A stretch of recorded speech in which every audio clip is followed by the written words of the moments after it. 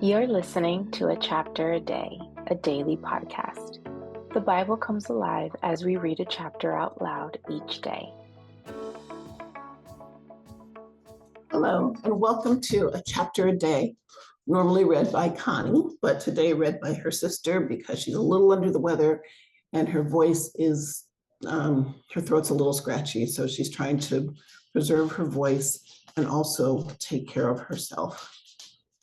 But Con is on the call right now on the chapter a day. We are going to be reading Genesis chapter 21. I am reading from the Women's Devotional Bible. It always has a little story from a woman that corresponds with the chapter that you're reading. And it is the NIV version, NIV. So Genesis chapter 21. Hold on.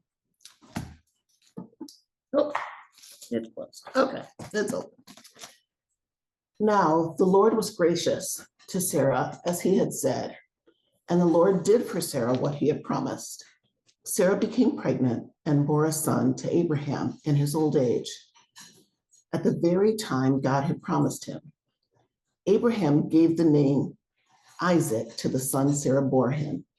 When his son Isaac was 8 days old, Abraham circumcised him as God had commanded him.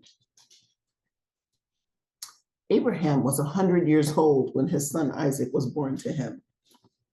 Sarah said, God has brought me laughter, and everyone who hears about this will laugh with me. And she added, who would have said to Abraham that Sarah would nurse children? Yet I have borne him a son in his old age.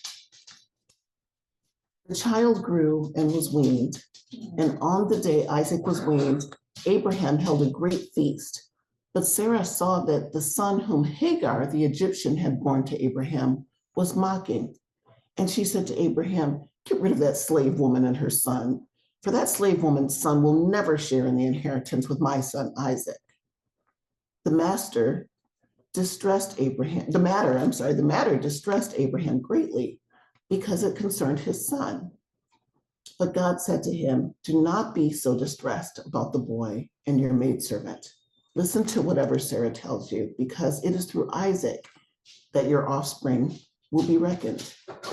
I will make the son of the maidservant into a nation also, because he is your offspring. Early the next morning, Abraham took some food and a skin of water and gave them to Hagar. He set them on her shoulders,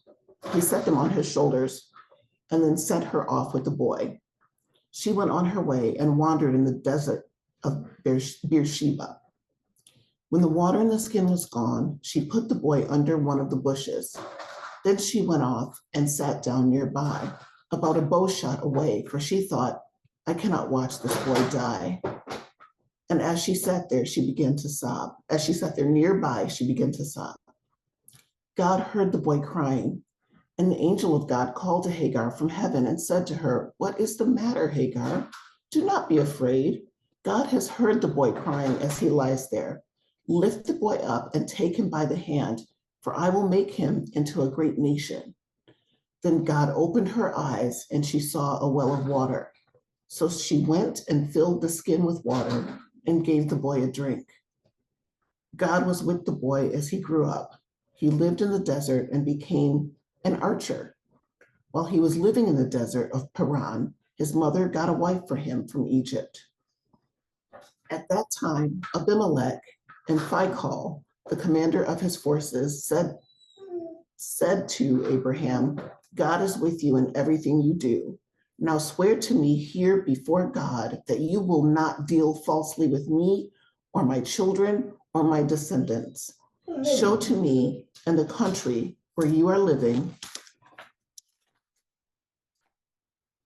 as an alien the same kindness I have shown to you. Abraham said, I swear it.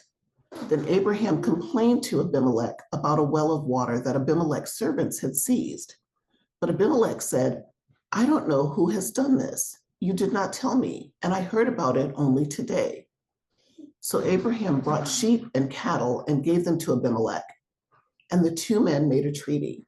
Abraham set apart 7 ewe lambs from the flock And Abimelech asked Abraham, "What is the meaning of these seven ewe lambs you have set apart by themselves?" He replied, "Accept these 7 lambs from my hand as a witness that I dug this well." So that place was called Beersheba, because the 2 men swore an oath there. After the treaty had been made at Beersheba, Abimelech and Phicol, the commander of his forces, returned to the land of the Philistines.